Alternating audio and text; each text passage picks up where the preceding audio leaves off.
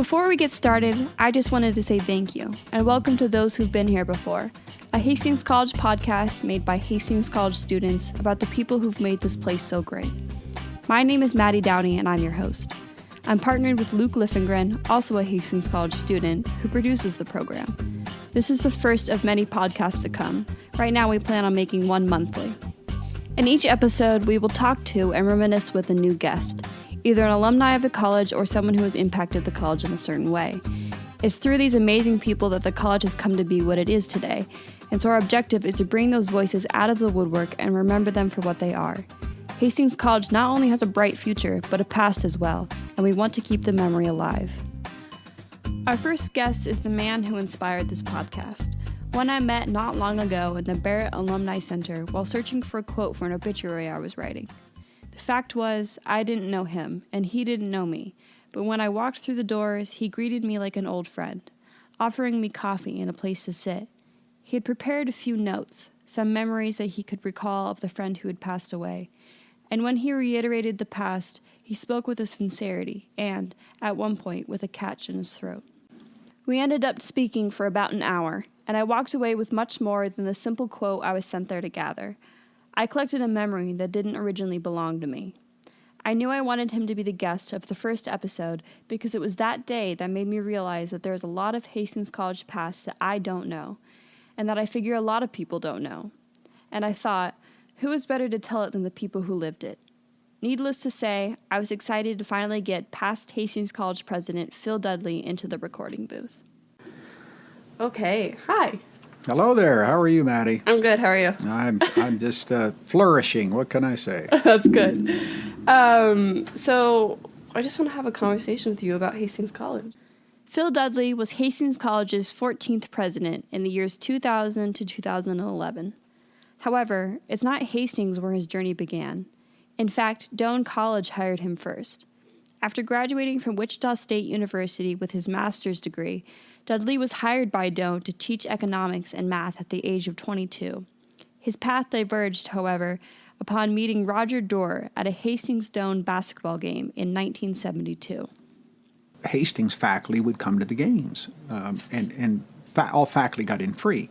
So they'd show me their card. They'd show me, okay, well, you're in free. And so Roger comes in, and he goes, now, what do you do here? I said, well, I teach economics, I teach a little math, and oh, you do? Yeah. He said, well, we got an opening at Hastings College for an economics. Why don't you interested in it? Would you like to apply? I said, no, I like it here. And he goes, well, Hastings is a bigger community. And Hastings College is bigger than Doane. Well, at the time it was a little bit. And I thought, I don't know. Well, Doane was having some tough budget times then, too, and they were having to reduce faculty. Well, I wasn't impacted by that. I had huge numbers. But I just, they were going to cut back to about 40 faculty at some point. And so Roger was persistent. He kept calling me, and so, okay, Don and I'll come up visit Hastings. And so we did, and Raj just did everything he could. Good gosh, he hosted a dinner for us, and here I'm a Doane College faculty member. I'm up here, and he's hosting a dinner. He's bringing in other faculty and for us to meet, and then, of course, eventually met Clyde Matters, and they offered the position, and Don and I decided we would make that move. Clyde Matters, president at the time, welcomed Dudley and his wife Donna into the Hastings community and faculty with open arms. In the beginning, Dudley worked as an economics professor, and he loved every minute of it. It was the students, for him, that made it all worth it. Dudley worked hard to form relationships with every student he came across, giving out his personal phone number and his email address. It was a habit that began in the classroom and extended into his presidency. At one point, he even had his sons as students. That experience, he told me, was unique. Yeah, having my three sons, I had all three of them in class, took economics from me. And the trend was not good. My oldest son, Phil, who's an accounting major and graduated in 93, took principles of economics from me, got a B+, and hates me for it. He's convinced that he's still very, very bitter. He thought he deserved an A, and the only reason he got a B+ because he was my son. Oh my gosh. And Gary Freeman, who's a good friend of Phil, Gary's now the director of our Hastings College Foundation, and he was actually the president of the Hastings College Foundation when I was president of the college. And Gary also took the principles of econ from me at the same time and got an A, so there's a lot of tension there.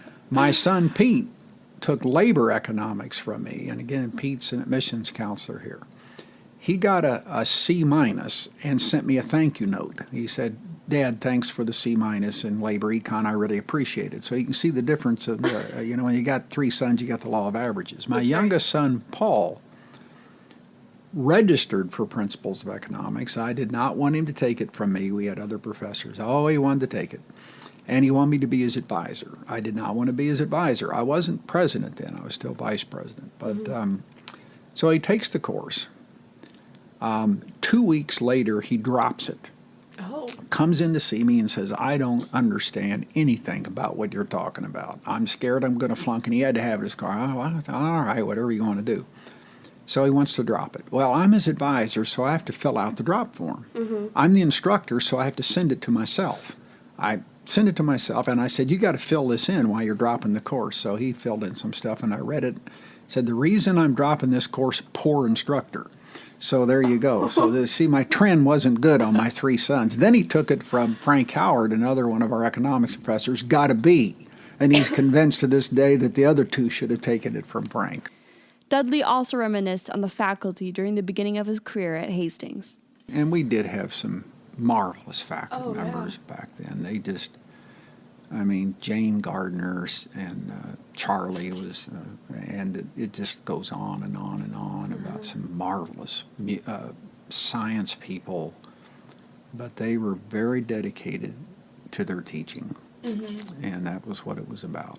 It wasn't until Dudley had really settled into the role of an economics professor that he was approached about joining the administration team, first as vice president to Tom Reeves.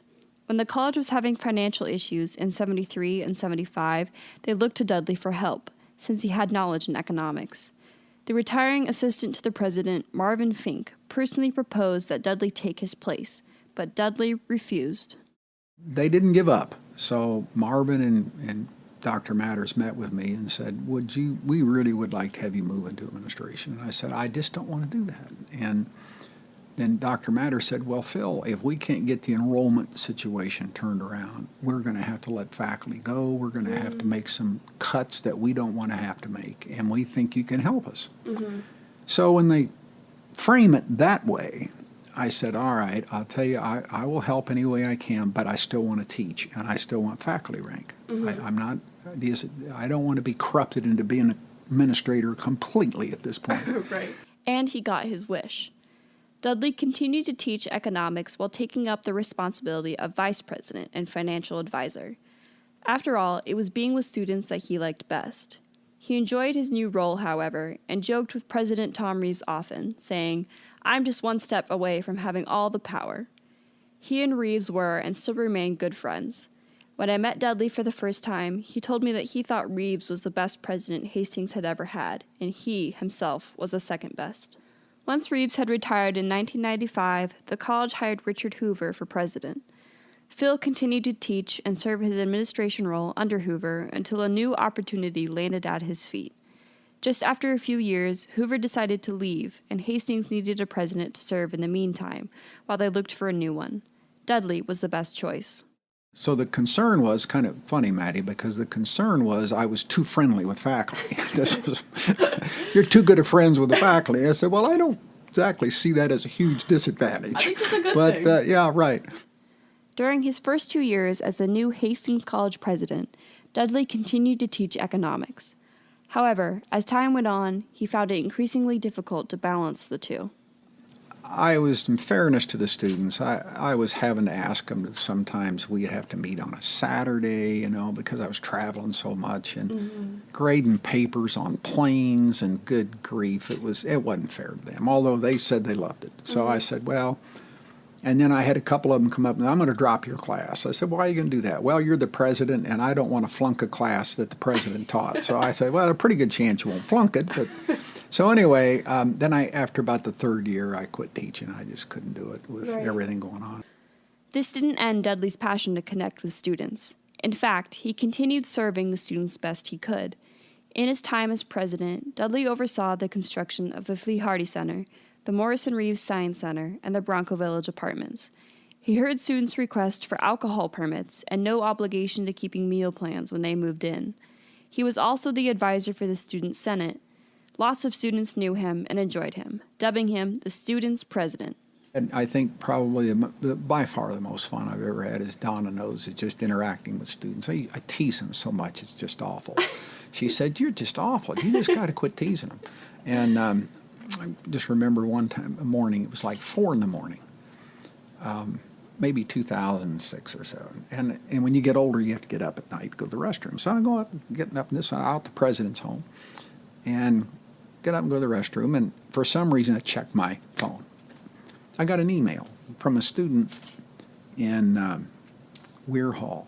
Mm-hmm. "Dr. D, our toilet's backed up. Would you like to come over here and fix it?" Thought he was being a real smart aleck. So emailed him right back, 4 in the morning. "I'll be right over there with my plunger. I'll come over and fix it for you. I'll be there in 5 minutes, John." Get this email right back. "Don't you dare come over here. You're way too old to be up this early. Don't you dare come over here." So I didn't go over. But anyway, just those. And then we used to have students come out when we had the president's home. I love that home out on 1820. You ever seen it? Oh, I have seen it. God, it's it just beautiful. broke my heart when we sold that. Mm-hmm. It was on 12 acres. And we used to be able to host things for 500 and 600 people. Wow. It was just, and the home was so big we could have Christmas parties, and we'd invite students to come out. We could have 250 in that house. Wow. So they'd walk out, we'd have such a good time. And then there were students that would come and want to spend the night in tents.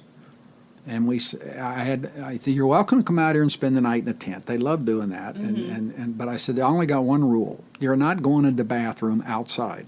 We are going to leave this." We had a door that had a bathroom inside. "Going to leave this open. You have to go to the bathroom. You have to come in here. You're not going outside." Okay, so that was the deal.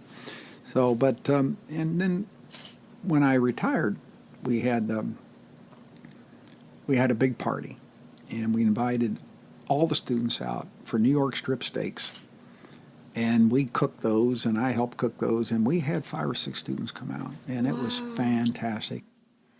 I asked Dudley if he had to describe Hastings College in one word, what it would be, and he replied with caring. That's what Hastings College is to him, caring. Just being with students, it's all about, I used to say, that's the only reason this college exists is to serve students. It's not to serve faculty. Mm-hmm. It's not to serve anyone else. And we want to exceed our students' expectations. That's what we want to do. That's the reason we're here. Mm-hmm. Dudley cares that students coming out of Hastings College do what they have passion to do, not what their parents or friends or society tell them to do. But I always used to ask students 3 questions. What do you like to do? What are you good at? And what does the world need you to do? Mm. And I like to think our students still think that way. Okay, what am I really good at? And then, what do I really like to do? And then that social consciousness of what does the world need me to do? So we end up with a lot of our alums do a lot of volunteer work, which I'm proud of that. I think they realize there is a social need here. And so I'm hoping our students will continue to think that way, in spite of all of the emphasis on go get a job, make a lot of money, and of course with student loans being a huge issue too. After retiring as president in 2011, the college asked Dudley if he would continue to work for them in doing foundations work. Dudley has been working part-time for the college since then, reaching out to alumni and still preserving the relationships he's always held in a high regard. Dudley mentioned that it was rare for someone to work for a college for 45 years like he had. Most only remained for a 5-year tenure. However, he said it was his dedication to the college and his desire to see it flourish that kept him here so long. There's one bit of conversation that we had during the end of our interview that I think represents Dudley perfectly as a human. I want to play it for you so that you know him just as I do. Did you know anything about the what do you call those dolls? Have you ever seen those? What? Bobbleheads? Oh. You've never seen my bobblehead? No. Where have you been? A bobblehead? Oh, yeah. I want it. Well, what happened? Oh, well, I'm sorry to go on, but I'll try to make it as brief as I can. Anyway, please do. When I'm retiring as president, the student government, who had a great relationship, I said I was their advisor. They come in, and the president of the student body said, look, we're going to bring back Young In Soo. He's a very famous artist that graduated from Hastings College in New York. And he's done portraits of some very, very famous people. Young In Soo has agreed to come back for $10,000, and we're going to do your portrait. And, the other presidents have had portraits done in prior years. And I said, you're not about to do that. You're not spending $10,000 of your money to do a portrait. It's ridiculous. Yes, we are, and we don't care if you don't like it or not, because we'll just send him the photo. If you don't let us do it, we'll send him the photo. I said, I'll make you a deal. If you can find any of those portraits of any of the prior college presidents, if you can find one, I'll do it. Well, in the meantime, I hid them all. I knew where they were. So I hid them, so they couldn't find them.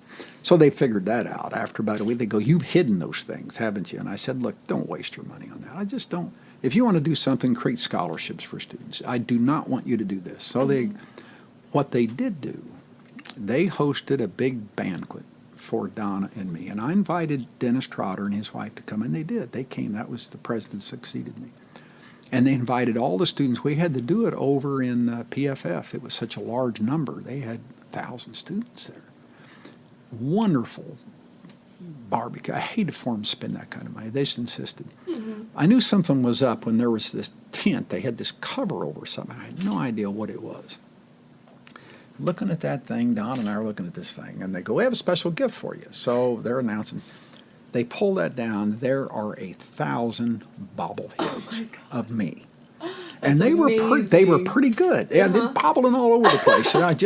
And if you could have seen Trotter, the guy he's looking, he's going, my God, you're going to be known as the bobblehead president. So they had those, and they gave one to every student. That is amazing. Oh, yeah. I have to show you one sometime. I've got some at home. That's amazing. What was funny was that alums found out about it, and they all wanted a bobblehead. Oh, yeah. I want one of those. Well, we're out. So I said, we'll go on eBay and we'll sell them. So anyway, but that talk about another thing that Don and I, we laughed so hard at that. All those, up into just 1,000 little bobbleheads going off. And so I'm the bobblehead president. There you go. That's a good way to be remembered. It was funny. I think we got some back at in the Doherty Center. In the end, Phil Dudley, our 14th president, is just another genuine example of the type of people that Hastings College attracts. He's one of the few people on this planet who's completely dedicated to their job and to the people he meets along the way. We are blessed to have him here. Thank you for listening. I'm Maddie Downie, and we'll see you next month on Those Who've Been Here Before.